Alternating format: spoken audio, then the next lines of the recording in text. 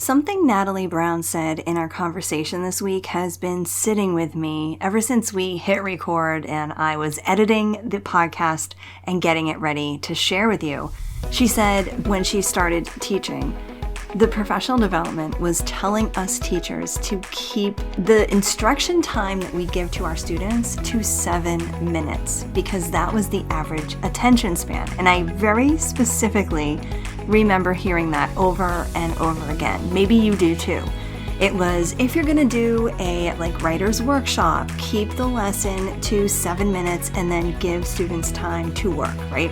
And then she said that number came from how long a TV show ran before a commercial break. And it totally makes sense, right? Sit with that for just a second.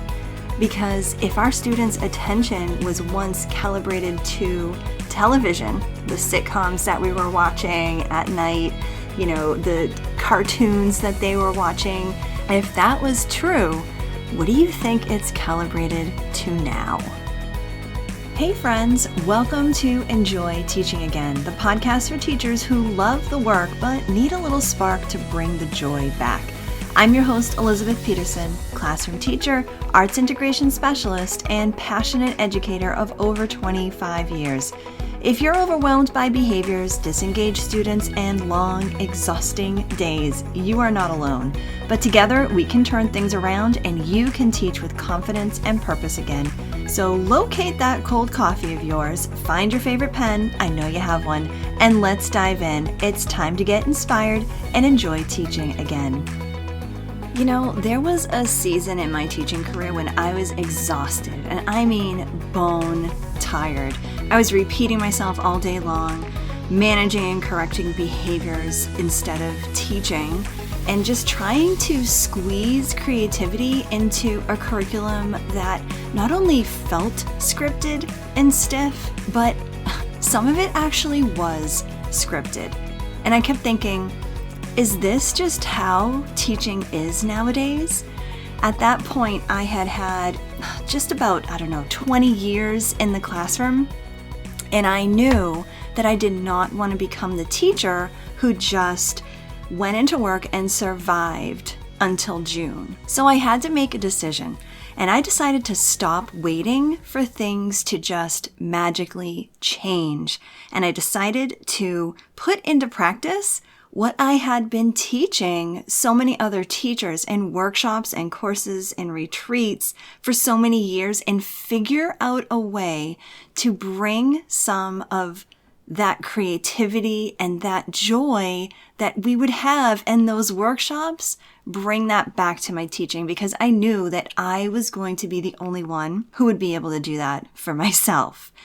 And that is when I decided to build a reset. And that reset changed everything. Slowly, I started to figure out what were the most important parts that needed to be reset inside my classroom. And every time I started a new reset in my room, my kids were becoming calmer. I was feeling confident again, and teaching felt creative again. I was actually smiling while I was teaching more and more.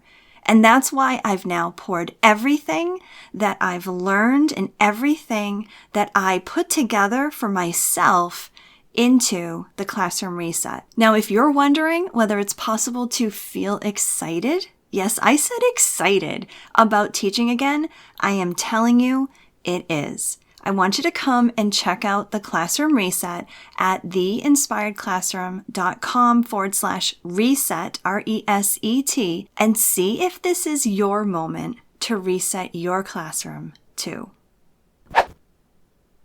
So today, I really want to have a conversation with you about something that I think we all feel, but don't always have the language for. Our students have changed. Not in a, kids these days type of way. I'm not going there, although I probably could. But the real neurological, this is actually happening in their brains and in front of our faces kind of way. And if we don't understand what's actually going on underneath the look of being checked out, they won't even try, the kid who puts his head down before he finishes the directions, that kind of behavior, well, we're going to keep reaching for strategies that just can't do the job that we're asking them to do. So let's talk about it. And by the way, if you haven't listened to my conversation with Natayle on the last episode, number 146, please do. There's so much great insight in there and just so many great ideas and tips and strategies that you will want to try. So make sure you go back and check that out, either now or when you're done listening to this today. But this whole idea of attention spans, and we're actually going to also talk about dopamine hits as well. This is the stuff that's directly connected to one of the steps inside my classroom reset framework. It's the engage step. It's built around this core idea that when students are genuinely engaged, they are so ready to learn. Not just sitting quietly, listening to directions like a perfect student, which would be wonderful, I know, but actually engaged. They're curious, they're invested, they're present in their learning. It's in this engage step that I walk you through how to really spark that curiosity using arts integration tools and micro engagement strategies that fit the content that you're already teaching. It draws from music and movement and storytelling and drawing and drama. And whether you consider yourself a creative person or you haven't touched a paintbrush or touched a piano keyboard in many, many years, this step works for you. You don't need an art degree. You don't need extra planning time. Remember, I am all about no stress and being so practical. You don't have to overhaul everything you're already doing. Just small intentional moves that change the energy in your room and truly gets your students engaged. And so stick around because the rest of this episode is basically a preview of what exactly that engagement step is all about. All right, so let's start with the attention piece. 7 minutes. That was the benchmark that we were teaching to just about a decade ago. And here's what I want you to notice about that number. It wasn't a random number. It came from something. It came from television, media, right? They study our brains. They study how we react to things and how much, we spend paying attention to things. And so from how long that content ran before a commercial break interrupted it, that's what they based that 7 minutes on. And then education took that and decided to try and use that to our advantage as teachers. Our brains were calibrated to what we were consuming. And the thing is that they still are. The difference is that we're consuming something different now. We're not consuming sitcoms. We're not consuming Saturday morning cartoon little episodes. Instead, it's TikTok. It's Instagram Reels. It's YouTube Shorts. 10 seconds, 15, maybe 30 seconds. And 30 seconds at this point is practically long form, right? Our students have grown up entirely inside that media environment. Their brains have just adjusted to that, not because something is wrong with them, but because that's what brains do. They adapt. That doesn't mean we throw up our hands, right, and accept that students can't focus. Absolutely not. But it does mean that walking into class expecting long, uninterrupted attention windows without adjusting anything about how we're teaching is going to keep producing the same results. Does that sound familiar? That sense that you're losing them faster than you used to? Yeah, you're not imagining it. Now, here's the piece that I think really changes how we see the shutdown behavior, and that is dopamine. your brain's reward chemical. It's released when something pleasurable, exciting, or novel happens, and it's deeply tied to motivation. Our students' nervous systems, through years of constant notifications, auto-playing videos, likes and comments, and instant feedback, have been conditioned to expect a reward response like every few seconds. And then they walk into the classroom, right? Where a task is to sit still, focus for an extended period of time, read something challenging, maybe write something original, think critically about something that doesn't come with an instant reward at the end.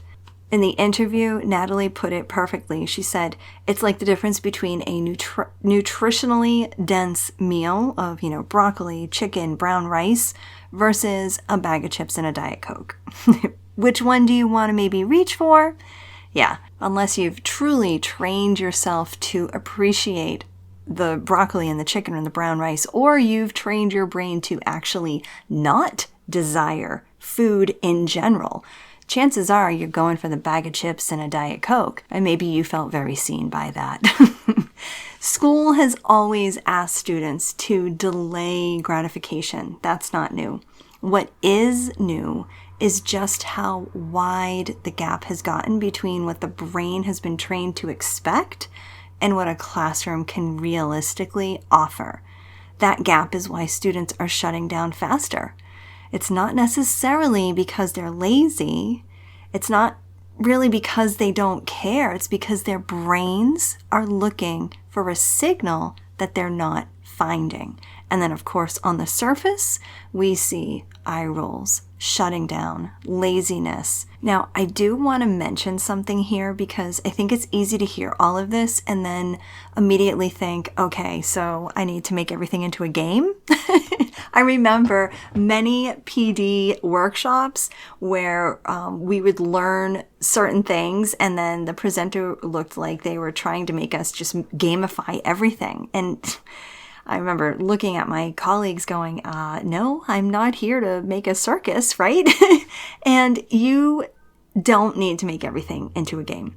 And that road can actually lead to somewhere very exhausting very quickly, right? Because you're a teacher, you're not an entertainer, although you probably feel like one every so often, right? It does take the energy of an entertainer.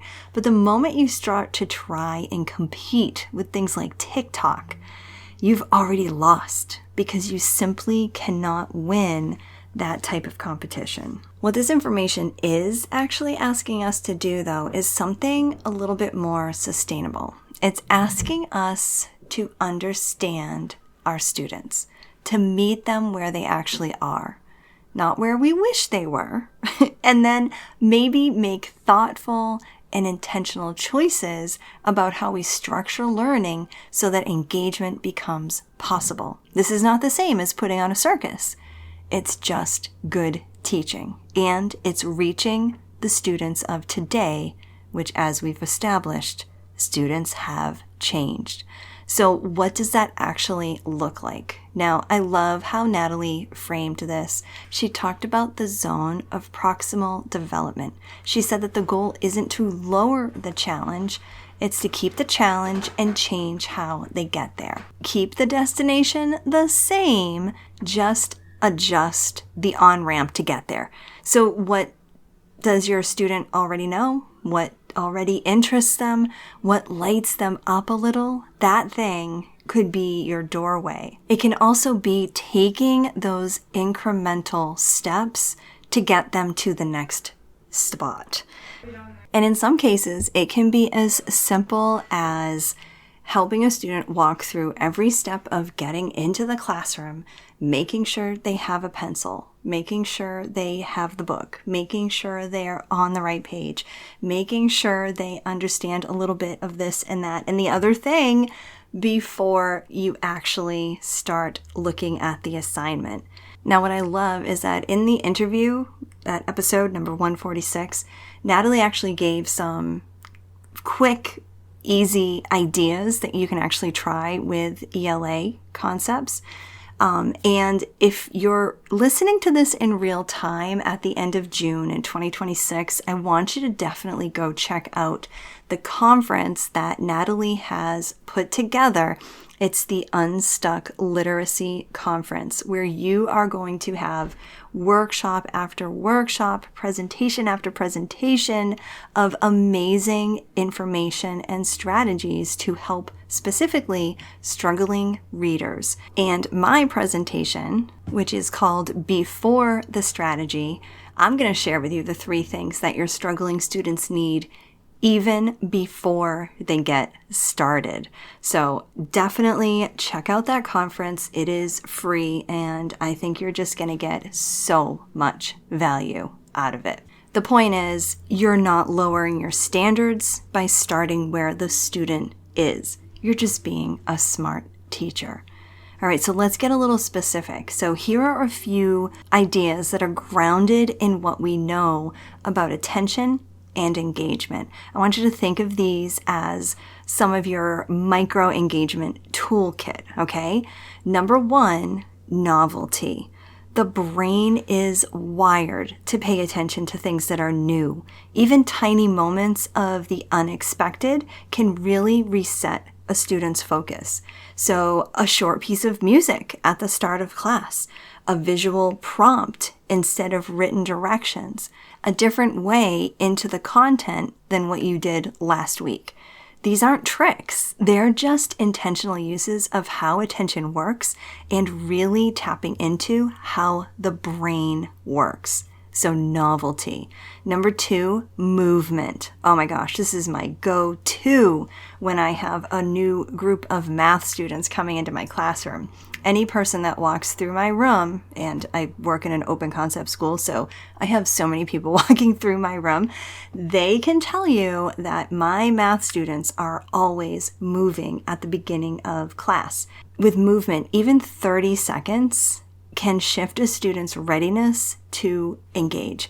A quick stand and stretch. It could even be a think, pair, share that requires students to just stand up or even just turn to a partner and talk to them. You could do a gallery walk instead of a worksheet. These are micro engagement strategies. They do not require you to change your curriculum. It's just changing and making new how students move through it. Okay, so number 3, authentic choice. When students have even a small amount of choice in how they engage with content, what they read, how they respond, what they create, that buy-in, it goes up. Not because students are suddenly more motivated in a general sense, but because ownership produces engagement. It really does every time. So think about how you could make just the slightest bit of choice, even if, and I've used this and this actually works, it's kind of like a little novelty with some authentic choice, even if it's as simple as, okay, for this, I'm going to let you use a pencil or a pen, or maybe get rid of the pencil and just say, I'm going to have you use a pen or a colored pencil for this assignment. It's kind of silly, but it can actually work. All right, and number 4, this one is really at the heart of so much that I do with teachers that I work with in the Classroom Reset, and that is creative expression. When students are given 2 minutes to draw something, move to something, write something original, build something, create something, something shifts. The student who was completely checked out 30 seconds ago decides to pick up a marker. This is what arts integration has always understood, that when you bring creative, embodied, whole child experiences into learning, the students arrive. They're present. And it's even the ones who have been somewhere else all year. So there's your 4 ideas to give this a try. Right? Number 1, novelty, because the brain can't ignore something new. Number 2, movement. Number 3, authentic choice. And number 4, creative expression. Now, if you've been listening today and thinking about a specific student who shuts down even before they try, I know you had one this school year. I know you probably had more than one. This session that I'm presenting at the Unstuck conference called Before the Strategy, the 3 things your struggling students need to even start, that session right there is for you, and it could be worth just registering. And again, it's a completely free conference, and sessions are available for 48 hours after they drop. So if you're interested, just go check it out. Grab your seat. It's at theinspiredclassroom.com/unstuck. Again, it's inspiredclassroom.com/unstuck. UNSTUCK. Okay, here's something I want you to walk away with today. Your students haven't changed because something is wrong with them, but they have changed, right? They've changed because the world that they live in has changed faster than our classrooms have really been able to keep up with. And that's not a reason to despair. It's a reason to get curious. Curious about who they are and about what lights them up, about the small things that you can make that change the energy in your room without overhauling everything that you do. We don't need that. You don't have to compete with TikTok, I promise. You just have to be the most interesting thing in the room just for the next few minutes. All right, I'll see you here back next time.